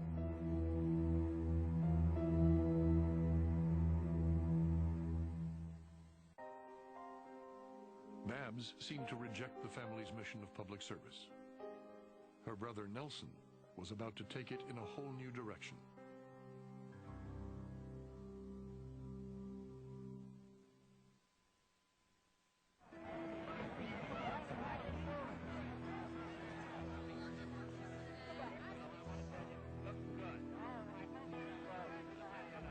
In 1958, Nelson Aldrich Rockefeller ran for governor of New York, the office from which Theodore and Franklin Roosevelt had propelled themselves into the presidency of the United States. For a family that had repeatedly been hurt by public criticism, it was a step fraught with peril. My great-grandfather was attacked over an extended period of time by journalists, so in that sense, this was a dangerous, unpredictable world out there, and the best thing to do was stay away from it, not provoke it. I think Nelson's own very extrovert personality and then going into politics brought the family more into the public eye than they'd ever been really comfortable with before, and created some tension in the family, because if one person goes public to that extent, in a certain sense, they bring everybody else with them. The brothers put aside their apprehensions and backed Nelson's entry into politics. The brothers all collaborate in his first political campaign. They all contribute. John D. III is a little reluctant, but, you know, who is he, really? He's the bypassed first son, you know? How can he prescribe policy for this generation? So there's a sense that they had come so far, why not go the extra step, which is the step that leads them to the White House. In his race for the Republican nomination for governor, Nelson Rockefeller ran against a conservative, Walter Mahoney. I remember Walter Mahoney saying to me early on, the one thing I cannot gauge is the effect of big wealth when it is brought to bear. And he was right on the mark when he said that, because we found out that of New York's 60-plus counties, practically all of them, the county chairman was either the president of the local bank or the lawyer for the president of the local bank, and all of the local banks had affiliations with Chase Manhattan, and there was just no stopping Rockefeller. He rolled over us with no trouble at all. The Republican nominee would go on to oppose the incumbent Democratic governor, Averell Harriman. A patrician, heir to one of the nation's largest railroad fortunes, Harriman could match Nelson Rockefeller's resources, but not his personality. Mr. Rockefeller, what's that in the package? I got a wonderful piece of salami. After they got all the pictures in there, I said, well, what I'd come in was to get the salami, not the pictures, so I had to finish my purchase. The chef and the cook gave me some delicious food to eat. Gefilte fish with horseradish, and then blinzer with... He discovered that he thoroughly enjoyed politics, being out on the hustings with people. He loved the give and take of dialogue with people on the street and, in restaurants and all sorts of different situations. The people reacting to him would start the adrenaline flowing, and the big grin would come out, and he would start slapping the backs and pumping the flesh and giving people his trademark, "Hiya, fella," and he would clearly enjoy it.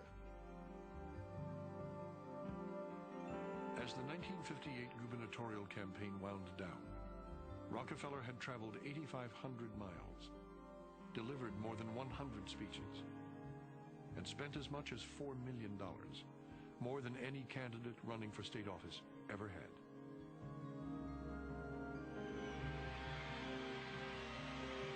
At a GOP campaign headquarters in New York City, it's Nelson A. Rockefeller, who is the Empire State's governor-elect, a winner by 560,000 votes over Averill Harriman, seeking a second term. For John D. Rockefeller Jr., now a frail 84 years old, Nelson's victory was the vindication of his lifelong mission to redeem the family name.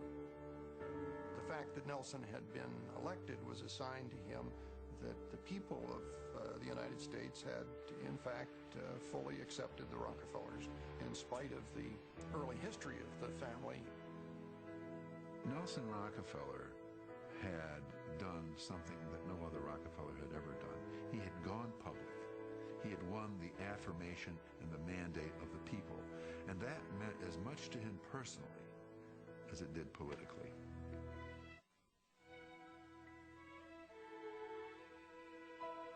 On May 7, 1960, at age 86, John D. Rockefeller Jr. died during his winter stay in Tucson, Arizona.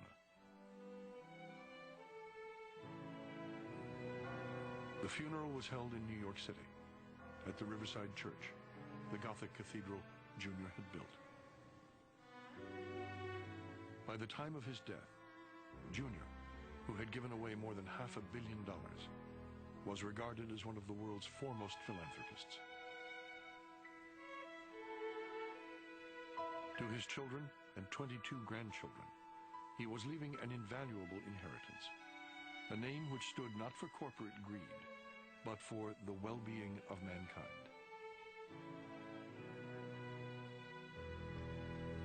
Nelson rushed to fill the void his father's death had created.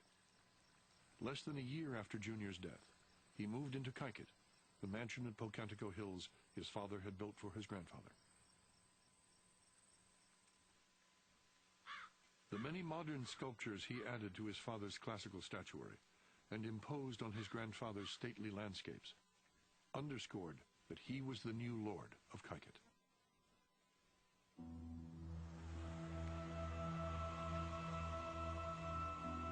In November 1962, Nelson Rockefeller was re-elected governor of New York in a landslide. The popular governor of the nation's most populous state, Nelson had a golden opportunity to gain the Republican nomination for president. As the 1964 presidential elections approached, opinion polls showed Rockefeller holding a commanding 17-point lead over his closest rival, the Republican senator from Arizona, Barry Goldwater. Most observers regarded Nelson's nomination for the presidency in 1964 a foregone conclusion. Then, in the months before the Republican primaries, there was talk of a woman in Rockefeller's life. There's a strong rumor around today, Governor, that you are going to announce your personal plans for the future. No comment. When do you expect to be able to comment on this, Governor? No comment. Are we invited? Couldn't identify the questioner. Are we invited? No comment.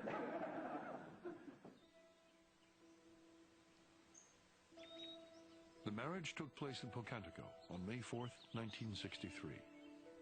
The bride was Margaretta Happy Murphy, recently divorced and the mother of 4 children. Lawrence hosted the wedding. Neither Nelson's children nor his other siblings attended. Earlier in the week, Winthrop had come all the way from Arkansas to try to dissuade Nelson from marrying. That very weekend, John D. III entertained Nelson's ex-wife Todd at his home in Williamsburg. I think it would be inaccurate to say that it didn't create problems for him both politically and within the family. I think that his political career started to come to an end at the time of his divorce and remarriage. My great honor and pleasure to introduce to you someone that some of you have been looking for quite a while, Mrs. Rockefeller. Nelson at this point really knows no bounds. He is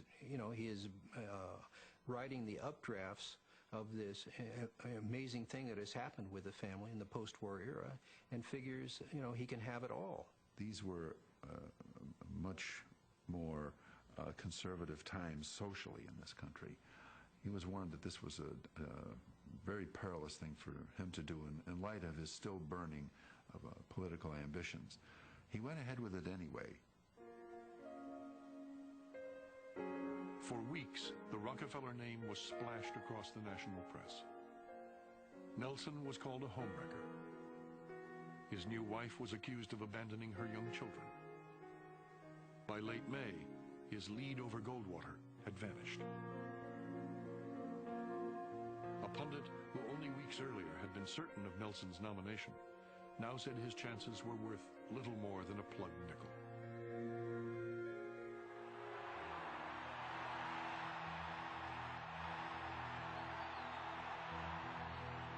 On July 16th, at the San Francisco Cow Palace, Barry Goldwater was nominated in the first ballot. I would remind you that extremism in the defense of liberty is no vice. The runner-up, Nelson Rockefeller, was given 5 minutes to address the convention. May we have order? May we have order? May we have order so that the challenge can be heard? The mostly hostile crowd Governor Nelson Rockefeller addressed that day was no longer his Republican Party. May we have order so that the challenge can be heard? Present, probably for the first time in any significant number in a Republican convention, was a strong, conservative, populist force of people, what today I think we would identify, at least in part, as the Christian Coalition, who were in open rebellion against the so-called liberal Republican Party. During this year, I have crisscrossed this nation, fighting for these principles, fighting to keep the Republican Party the party of all the people, and warning of the extremist threat, its danger to the party. No matter how long and hard they jeered and shouted, he kept watching his time, and he said, I'll stay here until I get my 5 minutes. The 5 minutes endured for 15 minutes. That was a shining moment. Nelson Rockefeller standing up courageously, taking the hoots and hollers of the crowd and refusing to bend.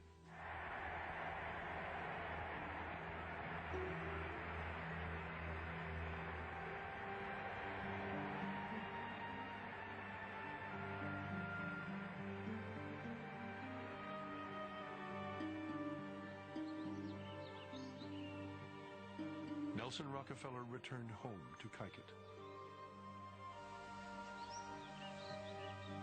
Surrounded by his beloved art collection and the affection of his new family, he settled down to the business of running the state of New York.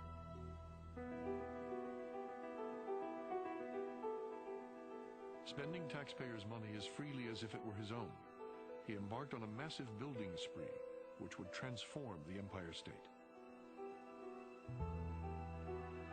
Miles and miles of highways, hundreds of water treatment plants, 50 new state parks. nothing better than to see the dirt fly. That's why he built this huge university system. He built the new Capitol, known today as the Nelson A. Rockefeller Empire State Plaza. Here was something tangible that you could put your hands on, that you could see, that would long outlast his own life. As Rockefeller became absorbed in remaking New York State, his presidential virus seemed to be in remission. I believe Rocky when he says he's lost his presidential ambition, journalist Bill Moyers commented. I also believe he remembers where he put it.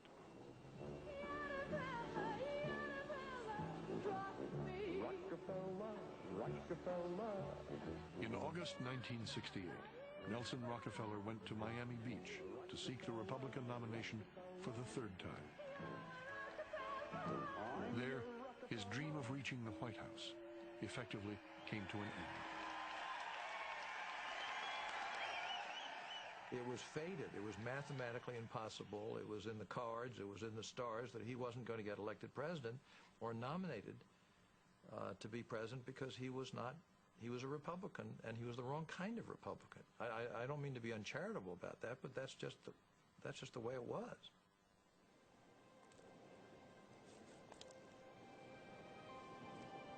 The end of Nelson's presidential hopes denied the grandchildren of John D. Rockefeller the final prize in their ascent to the pinnacle of American society. But as they gathered in New York to be honored for their commitment to philanthropy, the Rockefeller brothers remained at the center of American life. From real estate in Manhattan to fishing docks in Venezuela, their holdings were vast and diverse. At a time when America was growing suspicious of wealth and power, the brothers had achieved a dangerous visibility. John D. III was a valued expert on Asian affairs. Lawrence was a leader in the field of conservation. David, now president of the Chase Manhattan Bank, was an ambassador for world capitalism. Even Winthrop had become a public figure. In 1966, he had been elected governor of Arkansas, the first Republican in 100 years. The success of Winrock Farms, his commitment to Arkansas development, and his name had made him an irresistible candidate in the poor southern state. For this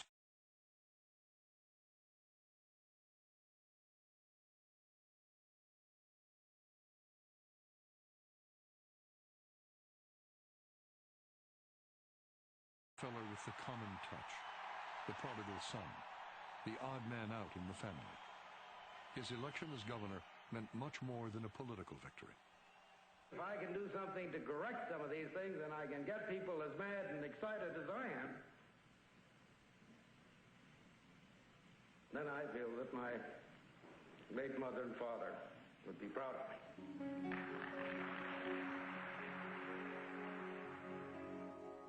Babs, too, would have made her father proud. Waiting until Junior's death to join her brothers as a philanthropist, she had become deeply involved in the Sloan Kettering Cancer Center. And in 1971, she donated Greenacre Park, a pastoral retreat in mid-Manhattan. All five brothers attended the park's dedication, the last time they would all be together in public.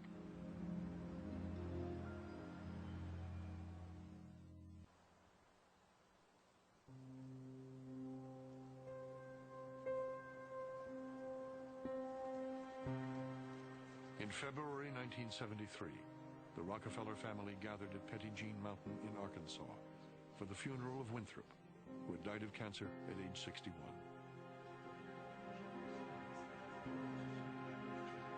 My memory goes back over the years when we were children. The games, the chores, the roughhouses, the fights, but always in the last analysis, a united family. Winthrop was the first Rockefeller in the third generation to pass away. Babs would die 3 years later, also of cancer. Their deaths signaled the beginning of a painful transition to a new generation. The cousins found that they could no longer uncritically simply accept their role as being Rockefellers. Most of us went into our 20s in the 1960s. So we were caught up in a social environment that involved the civil rights movement and the women's movement, the anti-war movement, and if you took seriously these social movements, which all of us did because we in a sense had been brought up to be morally concerned, socially concerned, then you had to question the history of the family and your own identity. A remarkable number of them want to change their family's name. They want to not be Rockefellers anymore. They want to, in the case of the young women of the fourth generation, they want to take their mother's maiden name. They want to give away the money. They want to go live on a reservation. They want to go live in a boxcar someplace. They want out. They want out of that family. It was the radical student left days, and in many ways the name Rockefeller symbolized the establishment, and what the student movement was about was anti-establishment. There's no question that I felt the tension of being involved in a movement which was using my family name as a symbol, and yet that was my name. I mean, that couldn't but create tension within me, and it did.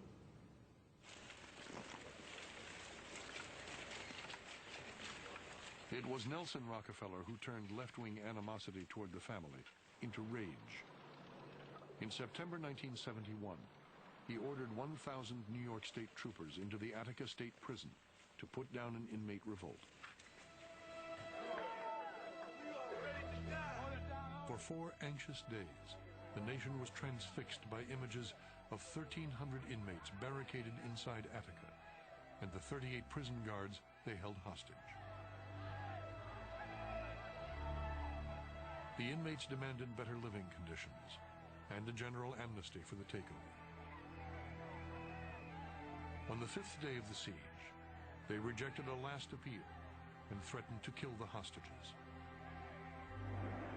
The governor, who had monitored the crisis from his home in Kaikit, resolved to act.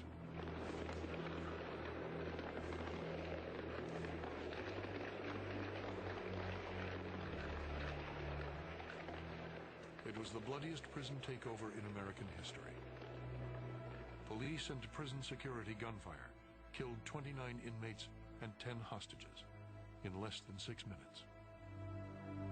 Nelson Rockefeller, the man who ordered the prison retaken, was held accountable.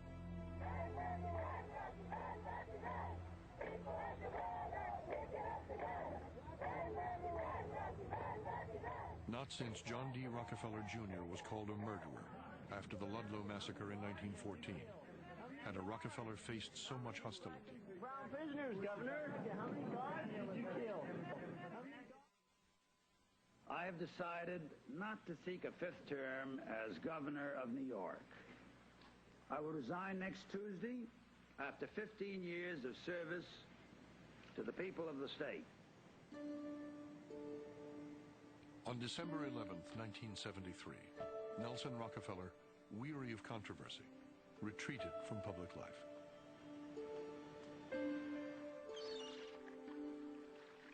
The following summer, as he vacationed in Maine, the former governor received a telephone call that would drag the Rockefellers back into the glare of public scrutiny. It was August 17th, 1974, 2 weeks since President Richard Nixon resigned in disgrace in the wake of Watergate. The new president, Gerald Ford, asked Nelson Rockefeller to be his vice president. The last thing that Nelson Rockefeller ever wanted to be was vice president of anything, to be standby equipment. He was not temperamentally suited for it. He was a man who wanted to be in charge. The country was in the midst of a crisis, and how could you say no when your president turns to you? But there was a more practical reason as well. He had behind him 3 failed bids as a candidate for his party's presidential nomination. And this was the last game in town for him. This was the last card he could play. Nelson arrived in Washington eager to begin his new job. He expected his confirmation hearings to be a mere formality. They were not. I have held public office under 6 presidents. I've been elected 4 times and served for 15 years as the governor of the state of New York. I think the record speaks for itself. Initially, the hearings focused on Nelson Rockefeller. Back taxes owed, personal gifts to associates and friends, and a covert operation where Lawrence financed a book critical of one of Nelson's political opponents. But far and away the issue that most interested Congress was Nelson Rockefeller's place as a member of what was thought to be America's wealthiest family. Am I the kind of man who would use his wealth improperly in public office? Or, more generally and more importantly, would my family background somehow limit and blind me so that I would not be able to see and serve the general good of all Americans? It's really a relationship between money and power. How far do we trust individuals with great financial resources with the governance of a democratic society? There's been this notion of Rockefeller power that has been bandied about by the New Left and over a 5 or 10-year period to the degree that it's kind of penetrated, in some sense, popular culture. And so when he comes finally for his crucial moment, for his interrogation, there's this sense, okay, we're going to get a chance to see this power at last. This power that's been hidden for 2 generations now, and the power in the form of money.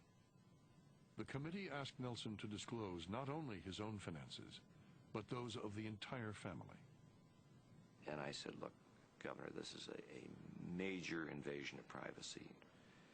This is the occasion, if you want out of this process, this is the event that I think you can say you can take this job and you know what you can do with it. And I said, this is the time to exit. And he looked at me and he said, no, he said, I'm going to go through with this. Not since Lady Godiva rode naked through the streets of Coventry, wrote the New York Times, have the inhabitants of any town itched to see something hidden, as people here now desire to see the extent of the Rockefeller fortune. Speculation was rampant. Estimates of the Rockefellers' financial holdings ranged from $5 billion to $60 billion. They do recognize that questions have been raised as to whether the financial holdings of this family, or the manner in which they are managed, present a conflict of interest. Nelson's vice presidential hearings exploded the myth of the Rockefellers as a family of enormous wealth. Their combined worth was revealed to be $1.3 billion, far below the most conservative estimates. Yet, as one observer noted, the point was not that they lacked power, but that their power lay elsewhere, in their connections in business, politics, and world affairs, and the mystique of the Rockefeller name. The Vice President Designate of the United States. On December 19, 1974, Nelson Rockefeller was sworn in.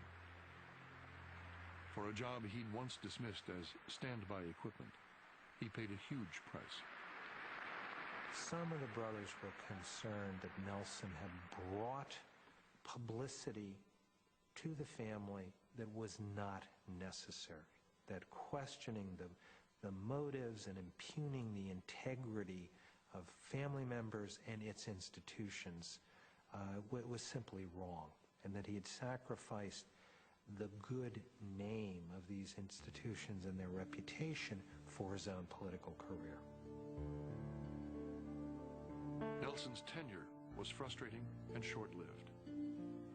In November 1975, as Gerald Ford prepared to campaign for president, he dropped Nelson Rockefeller from the ticket under pressure from the Republican right wing. I understand all of the reasons why these different things happen. And you get, why burn up energy on getting upset?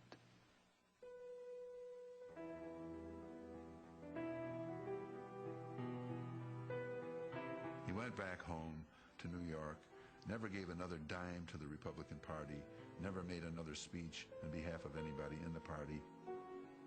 His turning his back on public life, to me, seemed to mark a real change of direction. It had meant so much to him before. In his retirement, Nelson Rockefeller reminded his speechwriter of The Old King, a painting by French master Georges Rouault.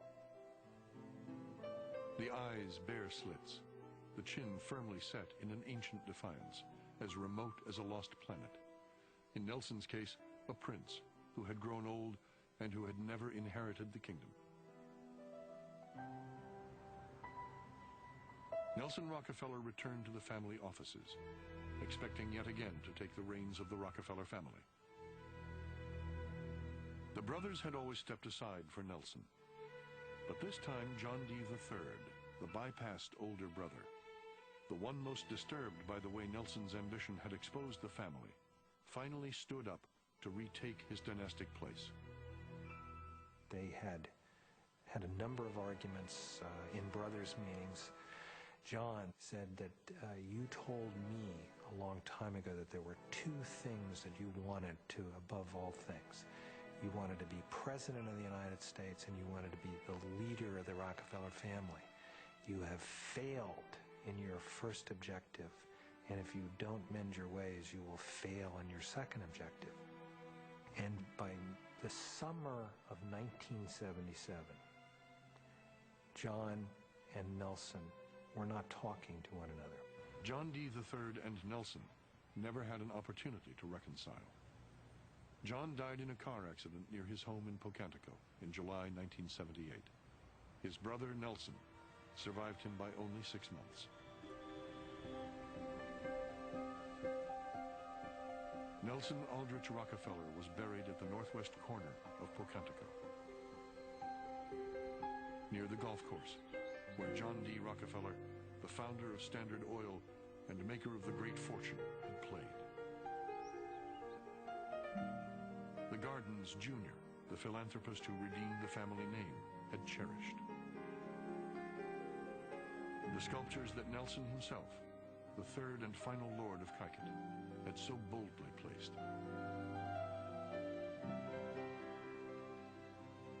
For a century, the Rockefellers occupied a unique place as one of America's most influential and controversial families. 3 generations had left their mark on history. It would fall to a 4th to find a way forward. Why do we want to preserve this power? Why do we want to devote our lives to maintaining all these institutions that have been created by the family? We came to realize that the real problem is the integration of power and goodness. And that if the family was going to continue to work together, philanthropic commitments and values would be at the center. Everyone recognizes that not any one, and even not all of us, can do everything, obviously. But I think each of us has a drive to contribute in some way to that mission. It's a family which is very much trying to continue some traditions, at the same time starting others. It remains to be seen how well we do.